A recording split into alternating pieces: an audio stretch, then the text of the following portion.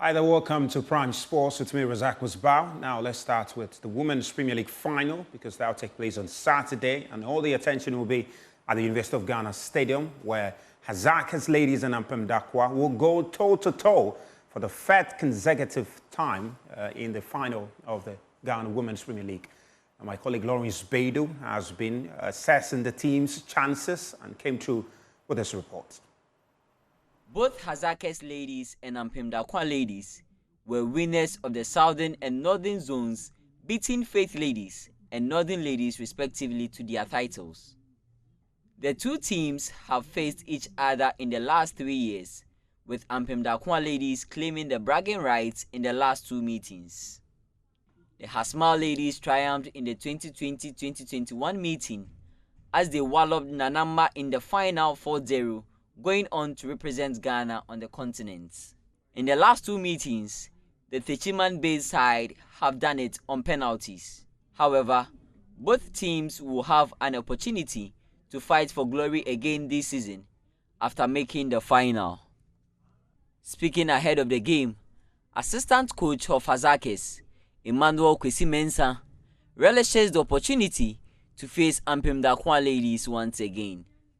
We started the season very well on a good note, but I think in the second half of the season, like Coach Adakwa said, the ins and outs of our players to the national team, and even for the fact that our coaches were also engaged on national duties, a bit disrupted our progress. But for me, I think that it is hard work that have taken us to this level.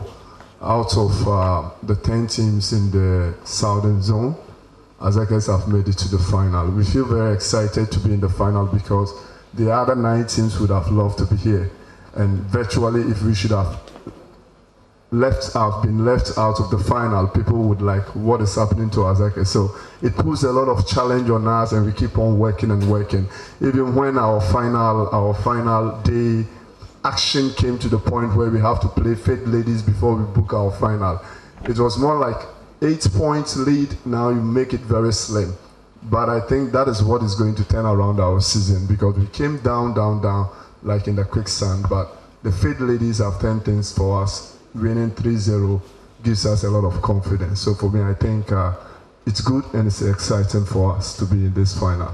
Having lost as many as 6 games this season, head coach of Ampem Dakwa ladies, Joe Nana Adakwa, says his side's participation in the CAF Champions League affected their performance in the domestic league. Playing at the Champions League and at the same time come back to the league, we play so many matches. And they are ladies, as we all know. So in Ghana, we don't play so many matches. So when you add them together and play it all the time, whatever it is, fatigue will set in. So you can't get what you expect all the time. So that's what happened. Both Hazakes ladies and Ampem Dakwa ladies will be counting on the services of Salamatu Abdulai as well as Ophelia Sewa Amponsa, who became the league's top scorer with 15 goals in 18 games.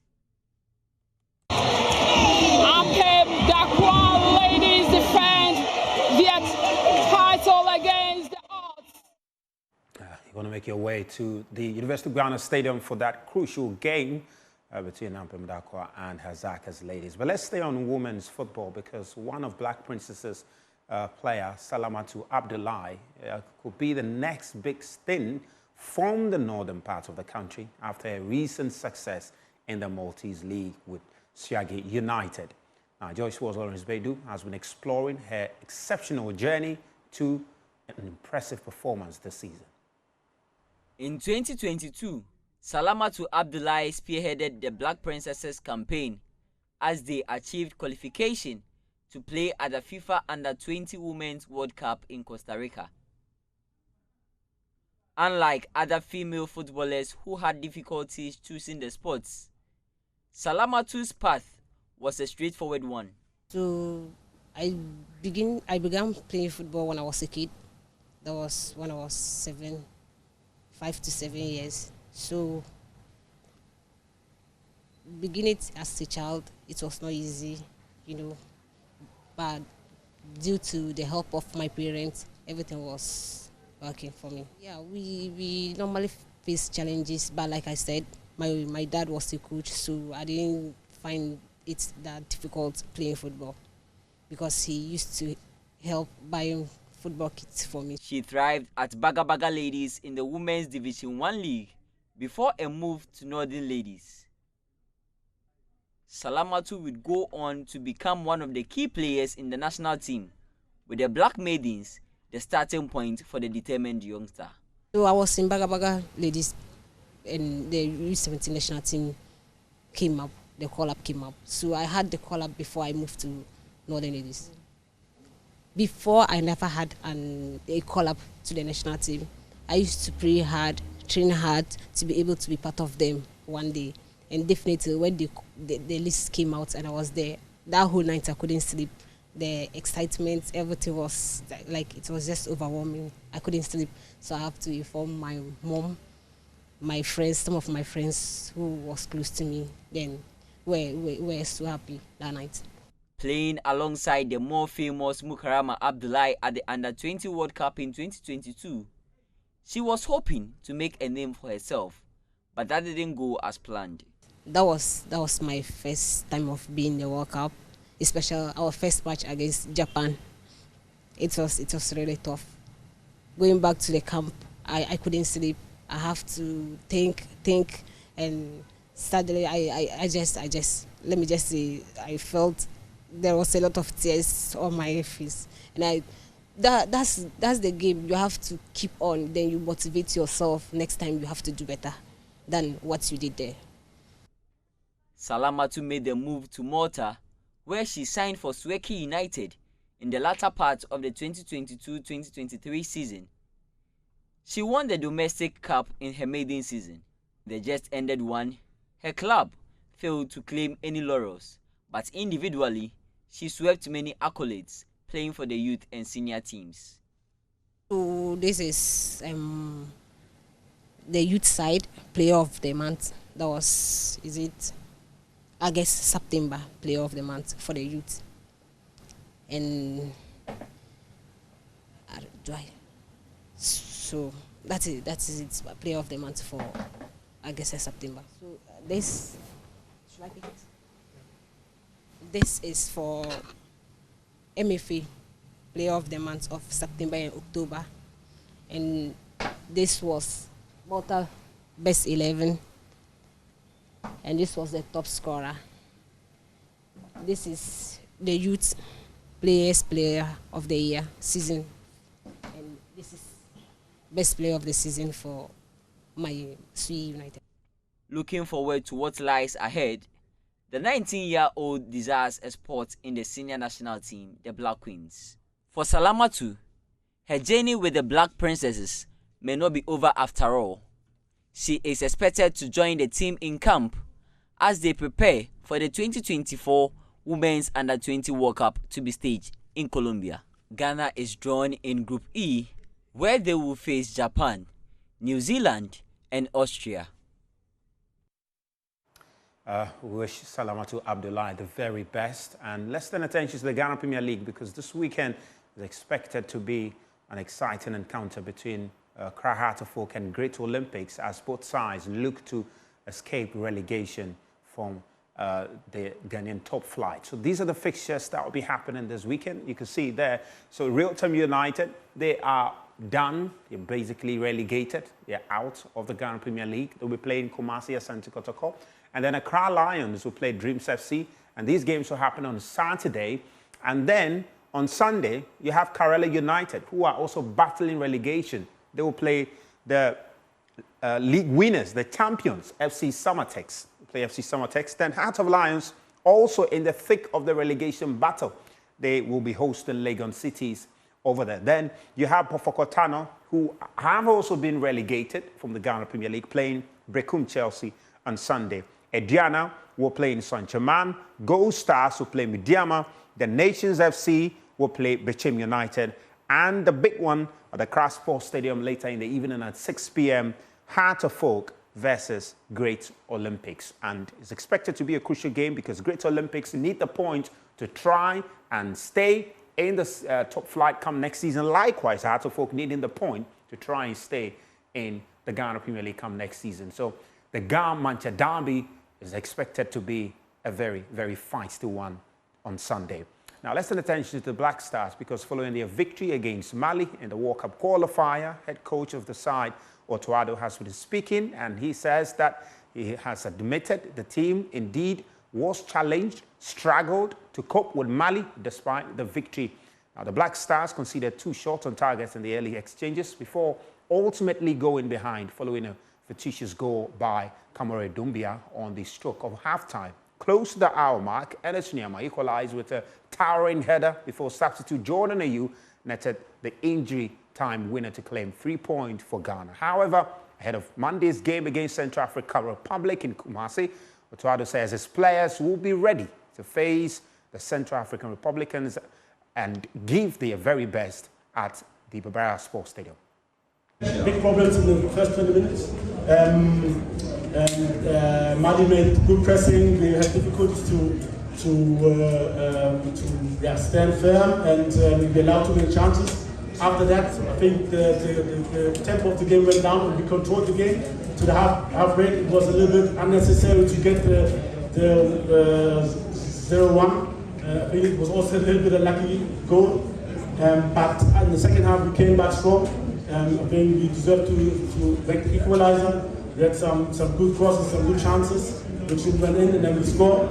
And then also after Mali made some changes, we had some difficulties. They brought some freshmen, and so we also, I think, made 2 changes. And this is very important for the team to understand that this is a team. Not only the first 11 decides the game, also those who come from the bench. And Fatau did a good job in pressing, winning the ball. Jordan was there and scored. And at the end, it was a little bit lucky maybe to score, but I think in all well deserved, and we played good under these circumstances. 42 degrees, very, very hot for us. I think we did well, and to finish this game here as a winner.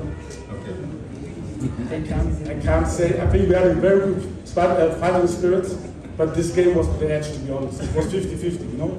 I think Mali had also good chances, and they have a very good team. I don't think it's fair from the fans to boo the players, to be honest, because this is it was even, you know.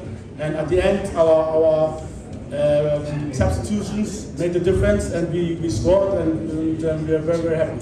But we had a very good spirit. That's true. Now, every game has different demands, and for this game, I chose this system. But in the next game, maybe I'll choose something else. I don't know. I don't know yet. So we will look firm against, look really deep what we can do against Central African Republic, and it's going to be, to be honest, going to be tougher because now everybody expects us to win, and it's going to be difficult. It will be the same like today. These games are on the edge. If you see all the games, they're all on the edge. Central African Republic, I think they played draw against Mali. So we have to expect a very, very strong team. Again. The team is already in Kumasi and has started preparation for that game against Central African Republic on Monday. Now, just some less than 30 days to the commencement of the European tournament, the Euros in Germany, and the Multimedia Group Limited. They secured exclusive radio broadcasting rights for UEFA Euro 2024 across its platform from Sport TV. The broadcast right gave the Multimedia Group exclusivity for both English and Akan radio stations in Ghana. The agreement with Sport TV, who own the free-to-air TV and radio rights in Ghana and Nigeria, ensures football fans can catch the passion, thrills, and twists of selected matches of the competition on Joy FM, Adom FM, and Discipline FM in Accra, as well as Lava FM and Ishra FM in Kumasi. Elias Gallego, the Vice President, Business Development, Marketing and Media at Sporty Group, says he is delighted with the partnership and is hoping that Sporty TV, being dedicated to ensuring all football fans have access to premium content, will continue to do so in the Euros. And he emphasized that the partnership with Multimedia Group reaffirms their commitment to bringing the excitement of Euro 2024 to every corner of Ghana and Africa as a whole. The audience will also get access to the television highlight of selected games, courtesy Sporty TV. on all our TV channels. Let's turn attention to Europe, where we're going to get the latest from Germany's domestic football league, the Bundesliga, and more. And for that, we're joined by Chris Harrington, who works with our partner station, DWTV. Chris, good to have you. And good to have you once again. I'm sure it's been a pretty tough week for you. Chris Nagelsmann did confirm the captains for the European Championship. And he says Gundogan, Kimmich, and Müller will be the ones leading the side. What's your thought on that captainship change? Yeah, it's a nice combination. I mean, you have all three very experienced. Thomas Müller was one of these players that was left off one roster, then later recalled. So I do think that he adds an element of not only fun, because he is known as, like, you know, a guy who keeps it loose with the players, you know, doesn't allow pressure to get the best of him in certain situations. And, you know, he's decorated. You know, he's won everything. He's a World Cup winner, you know, as well. So I like the decision from Nagelsmann. But a lot has to wait until the tournament actually kicks off. I mean, I think it will be far-fetched to find a negative story associated with the German national team right now. There are a lot of positive things. Aside from this recent polling where 21% of those polled felt like the team was a bit too multicultural. But in terms of the roster selection from Julian Nagelsmann, one player who wasn't selected didn't like the idea and felt like he was kind of blacklisted, Mats Hummels. Mats Hummels has been very vocal about the idea, feeling that he's a victim of ageism, possibly, because he's getting up there in age and he understands the importance of having a young core, you know, and kind of turn the page on the older class of players. That was one of the reasons Thomas Müller was left off initially, along with Mats Hummels. This was major news back when the decision was made. So it will be interesting to see. I think a lot of pressure is on Nagelsmann's shoulders. He does have that contract that gives him the job into the next World Cup, you know, so it remains to be seen. He'll be at home. No one wants to see a disappointing showing. I'm pulling for them, but anything can happen on that pitch, and it'll be a very interesting tournament, in my opinion. Yeah, we're definitely expecting it to be a really interesting one. But, you know, Chris, Dortmund, though, just about a week ago, they played Real Madrid in the Champions League final. They really did give their very best. And, you know, there's a lot of questions about what the team is going to look like come next season, whether they're going to add a few more personnel to the side and improve the side and get even more competitive in the Bundesliga. I mean, Chris, what's next for them coming next season? And Chris, thank you very much for your time, and pretty much that's all we've got for you on Prime Sports tonight with me, Razak Musbah. Thank you for your company throughout the week. We'll be back on Monday. Please do take good care.